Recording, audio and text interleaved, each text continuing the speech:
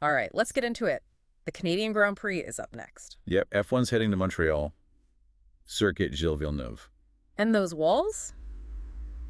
They're, pretty famous. Hungry, you could say. Huh, yeah. Hmm.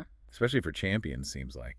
Definitely got a taste for carbon fiber. Well, it's a unique place, isn't it? Sitting out there on that island. It really is. And the track itself, it's kind of a contradiction. It is. It should be obvious, but, we'll spell it out anyway. It's this stop-go beast. Right, heavy braking, punchy acceleration. But it's also a proper power track. You need that straight line speed. So it's a real setup headache for the teams, trying to get a car that does both things well. Exactly. How do you make it a rocket ship that doesn't just become a pinball in those chicanes? That seems to be the big question this weekend. And looking at the season, well, McLaren are flying. They really are. Red Bull, Yeah. well, they're doing the Red Bull thing. Still strong. And Ferrari and Mercedes. Yep. Sort of still figuring things out 9 races in. Seems that way. Yeah. So this circuit, what makes it so tough specifically? Well, the braking zones, first off, they are just brutal. Probably the hardest on the whole calendar, yeah. I'd say so. That run into the last chicane, T13, 14. You're dropping massive speed, like 340 down to 150 kph in maybe 80 meters. The G-forces must be incredible, like 5, maybe 6G. Yeah, pretty intense for the drivers. And the tires.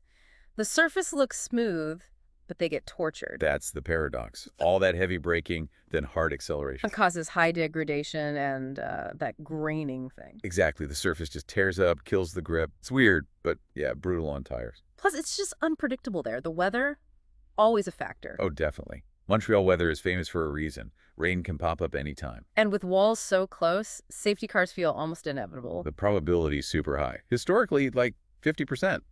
Makes strategy a bit of a lottery sometimes. And then there's the star of the show, the Wall of Champions. Ah, yes. That final chicane's exit wall. Zero room for error. It's legendary, isn't it? Claimed so many big names over the years. Hill, Schumacher, Villeneuve. Button, Vettel. The list goes on. It's where bravery meets, well, concrete. Very quickly. It's got to be mental, too. Pushing right to that edge, knowing one tiny slip ends your race. Huge pressure. Find tents there or find the wall. Okay, so keeping all that punishment in mind, let's play a little what-if game. All right.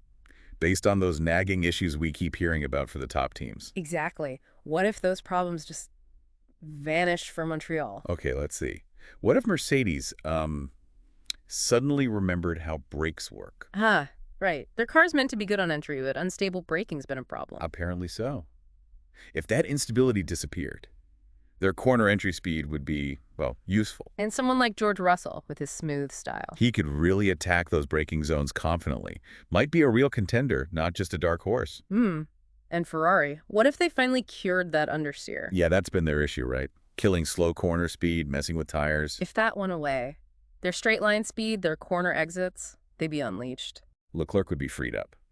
And Hamilton, the Montreal specialist who hasn't quite clicked with the car. He'd suddenly have a machine that responds, a confident Hamilton and a balanced Ferrari here. Oof.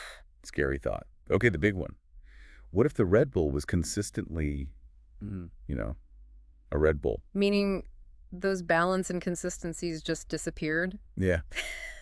Verstappen's amazing at driving around issues, especially with a pointy car. But if it was just perfectly balanced, A car with no weaknesses, driven by the guy who's won here 3 times already. he'd be pretty much unstoppable in that scenario, wouldn't he? Borderline, yeah. And McLaren, what if Lando Norris suddenly clicked perfectly with that setup? The zero roll thing. Super flattened corners, supposedly great for chicanes. But he said it doesn't totally suit him, feels on edge. Right. But if he did find that sweet spot this weekend, with Piastri already flying, You could see them locking out the front row, maybe dominating. it's fun to imagine. But let's get back to reality. What does the data actually suggest? Okay, yeah, ground truth time. Qualifying. Based on recent form and that car's agility. Got to favor McLaren, I think. Maybe Piastri for pole. Norris right there with him. Probably. Though don't ignore Russell. He got pole here last year. Mercedes looked better in quali lately. A potential dark horse again? Makes sense. But the race, with all that chaos, potential weather, safety car. Yeah, for the win. You have to look at Verstappen, don't you? His record here is just so strong. 3 wins under these current regs. And his reputation in tricky, wet conditions. He's the master. Makes him the favorite if things get messy. McLaren will be fast, no doubt. Oh, absolutely. But keeping that car, which seems quite demanding, off the walls for 70 laps, that's the challenge. So the core battle really is McLaren's raw pace against Verstappen's racecraft. I think so. All happening on this track that's just Right. waiting to punish any tiny mistake. The Wall of Champions is ready. Always is, Right, just a quick note for everyone listening. This is all just a bit of fun, purely for entertainment purposes. of course. But hopefully it helps cut through some of the noise before the weekend. We think so. So if you found this useful, please do like and subscribe for more. We'd appreciate it. And we'll leave you with this. Will another champion add their name to that wall this weekend? Or will someone manage to defy it and take the win? We'll find out soon enough.